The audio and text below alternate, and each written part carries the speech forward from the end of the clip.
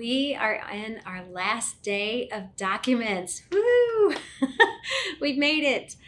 Today we're going to talk about the amendment to the purchase contract and then the termination notice and the release of the earnest money. So first we're going to dive into this contract to purchase amendment. So we have the contract date, the property address, by and between seller and buyer, and then it comes down to the paragraph number and the line number, and then a blank box for you to write in whatever term is being amended. Now, you may remember on the counter offer to the purchase contract, you had a similar layout where you had to enter the paragraph number, the line number, and then fill in whatever the term is that's changing. So it's very similar. When you use the purchase amendment, this would be used once you're under contract, you're already moving through the transaction, all the terms were agreed upon, and then suddenly something comes in and you've got to change one of those terms, and buyer and seller still have to be in full agreement and sign the document to accommodate whatever the change of the term is. If only one party signs, it is not a part of the contract. You definitely have to have all parties' signatures on the amendment for it to be added into the purchase contract. Now, some scenarios that would facilitate or require the purchase contract amendment would be the closing date. Say the lender, for whatever reason, can't close by the contract closing date. So you would utilize the contract to purchase amendment, what the paragraph number and the line number that closing date blank is on, you would write that or type in that information here, and then closing date to be on or before whatever date the lender tells you or whatever date the title company confirms. If that's the only change, then you would come down to number 2 and put /A/A/A/A, or dashes and X's just on that number 2, just to confirm that number 1 is the only change, and then you would go down and have the buyers and sellers sign to agree. Sometimes maybe there's an addendum being added to the contract, like we talked about on the other day. Maybe the buyer needs to possess prior to closing, and they've sought legal counsel, they've talked to their insurance agent, the sellers talked to their lender, everybody's in agreement and can move forward with that. Then you would identify that paragraph. It would be the one on page 11 where the addendums are listed. You would put the paragraph number and the line number for that specific addendum, and then you would write the verbiage in the box that addendum whatever is added to and is a part of this contract. And then again, if that's the only change, mark the number 2 with NAs, dashes, whatever, and then let your clients sign, direct your clients to sign, buyer and seller, sign and date. There are different reasons for changes in a contract. You'll know when they arise, because then that contract amendment would be necessary. Another frequent type of change would be the type of financing or adding or removing a buyer. Sometimes the assignability of, if the seller was an individual who has passed away, then the assignability would then go to the executor of the estate or the administrator of the estate. So things like that do come into play. It does require a contract amendment. And again, that amendment has to be signed by buyers and sellers for it to become a part of the contract. When you do have a contract amendment, it's vitally important that you provide that contract amendment to the lender, the buyer's lender, if you're the buyer's agent, or to the title company if you're the listing agent. Even if you're the buyer's agent and you have that contract amendment, you can still send that to the title company, because the title company is working for both the buyer and the seller. But if you're the buyer's agent, it's your responsibility to get that amendment to the buyer's lender. Okay, and you also, of course, want to share it with your client once it's fully executed. All right, the next document that we're going to look at, I'm going to scroll past the earnest money release because we first want to talk about the termination notice. Okay, so the termination notice, if there is a defaulting party like we talked about in the purchase contract, or if there's a structural defect or whatever the situation may be, financing has failed, the appraisal didn't come in right, whatever the term is that the buyer and seller now have some disagreement on, or there's a discrepancy in, then the termination notice would be implemented. And again, that is discussed multiple times in the purchase contract, and then it's that paragraph on page 11 that identifies this document. So in the event that the contract is needing to be terminated, then you would complete the contract date, the property address, the seller's names, the buyer's names, identify the party that's requesting the termination. So if you're the buyer's agent, obviously you would click the buyer. If you're the seller's agent, then you would check the seller. Then you would identify the reason for the termination. So the reasons included herein are the addendum A, the contingency notification for sale and closing of buyer's property. You would want to identify that the buyer's property did not sell, so the contingency cannot be met, so the buyer cannot pursue the purchase of the property without the sale of their home. So you would mark addendum A, your buyers would sign and date, and you as the buyer's agent would present it to the listing agent. Addendum N, short sale contingency. As we discussed before the other day, short sales are their own beast. That is a contingency that has so many different special circumstances, and so it is possible for a short sale contingency to fail. And so you would mark this addendum N, buyers would sign, sellers would sign. Secondary contract, that would be a reason. Obviously, if the buyer would like to pursue another property and they want to be sure they're out of this secondary contract responsibility and commitment, they can choose to terminate.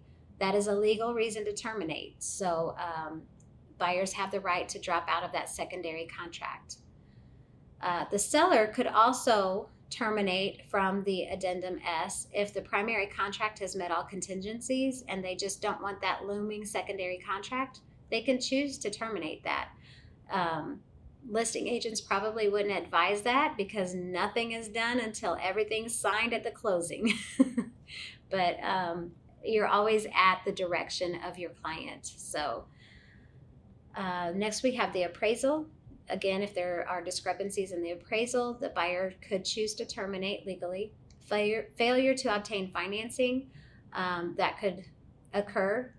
The lender cannot close the loan for whatever reason. Floodplain or insurance, the buyer maybe cannot obtain insurance or it requires flood insurance. That is a legal reason to terminate within the guidelines and the dates within the contract. Government inspections, the seller refuses to perform the repairs required for occupancy in a given municipality, and the buyer and seller have gone through those dates, the days provided within the purchase contract to negotiate those repairs. They've not come to an agreement, then that could be a reason to terminate. Homeowners insurance. If the buyer is unable to obtain homeowners insurance, they can terminate for that reason. The termite report or insect report, if there's no agreement on that remedy, that could be a reason. Inspection report, we've talked about that at length. Please give the seller the opportunity to perform repairs on that inspection response. If no agreement is made, then according to the terms of the contract, the buyer and seller can move forward then to a termination. Septic and sewer, again, that's on the inspection response.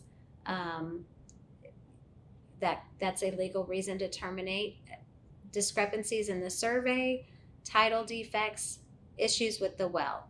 All of these are legal reasons to terminate so long as they follow the terms outlined in the purchase contract and the buyer and seller have abided by the deadlines and the dates for those inspections or surveys or title to be performed, and then the negotiation or remedy dates have been expired and no agreement or no remedy is made. Those are all legal reasons to terminate. Sometimes there are other reasons, such as this could be tied into failure to obtain financing, but identifying that reason, buyer was laid off from their job. They can no longer close. Another reason we've seen it with the pandemic and all is that the buyer's hours have been reduced, so they are no longer approved for the financing. So you can put other reasons and then obviously provide an explanation. Buyers would sign if it's the buyer presenting, and then it would be provided to the list agent. If you were the list agent and the seller is terminating, then the seller would sign and date, and you would present to the buyer's agent. If it's a legal reason within the purchase contract, buyer and seller should sign to agree to terminate. If there are a defaulting party and a non-defaulting party, then that's when you would enter into either small claims or mediation, litigation, arbitration, legal counsel. If your seller or your buyer, they refuse to sign, then you definitely do want to advise them to seek legal counsel ASAP. So say buyer and seller, they have agreed to terminate the contract. So the contract then, of course, is terminated. Buyer and seller are no longer obligated under the terms of the purchase contract, except for the distribution of the earnest money. So that does need to be agreed upon. So now we have the earnest money release, contract dated, property address, by and between seller and buyer, refund of earnest money. If it's a buyer terminating due to failure to reach agreement on repairs, then buyer would want the refund of the earnest money. They would sign and date. As the buyer's agent, you would submit this with the termination notice to the listing agent for the seller to sign and date. Sometimes buyer and seller don't agree on the release of that earnest money, the full refund of the earnest money. And so sometimes there's a forfeiture of all or part of the earnest money. And this is when the buyer and seller agree to maybe split the earnest money. Maybe it's half and half. Maybe it's 60-40. But say the earnest money deposit is $500. Buyer and seller agree to split the difference. That way they at least both have something in their pocket, and the state of Illinois isn't going to benefit down the road, right? So in that situation, you would mark forfeiture of all or part of earnest money. You would put the $250 to the buyer and pay the sum of $250 to the seller. Buyers would sign, sellers would sign if everybody's in agreement. And once all parties sign on whichever, then this form is submitted to the title company or the company that is holding the escrow. And then that company would disperse the funds according to whatever is agreed upon between buyer and seller. There are instances where, say, the buyer checks refund of earnest money, they sign up here, and then the seller signs down here forfeiture of earnest money, and they may put $0 to the buyer and $500 to the seller, and the seller sign here. That is not an agreement. Yes, both their signatures are on the same piece of paper, but they are identifying different terms. So if that's the case, then your buyer or you as the buyer's agent would need to create a new release of earnest money and new terms or same terms and resubmit that to the listing agent for the seller's agreement or counter. And depending on the situation, this can go on and go back and forth. If there is no agreement, then the title company does hold that money, and after a period of time, that money is deposited with the state of Illinois and is no longer available. At that point, the buyer and seller would have to go to the state to argue their case at that point. And still, they would have to be in agreement, buyer and seller agreement to the terms of disbursement. So that is the discussion of termination, earnest money, and contract amendment. We have completed all of our contract documents. You did it. Take a breather, take a rest.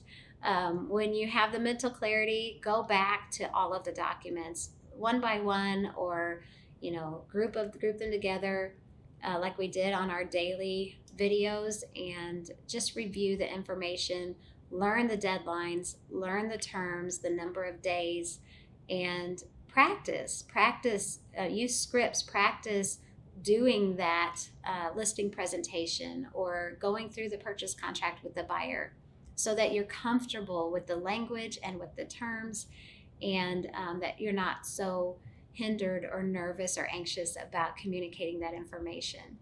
And again, always defer that these are legal binding contracts. And if your client is not sure or doesn't understand, that they should seek legal counsel. Okay, I think we're done. You have a great day, and get to work on those documents to where you're comfortable with them.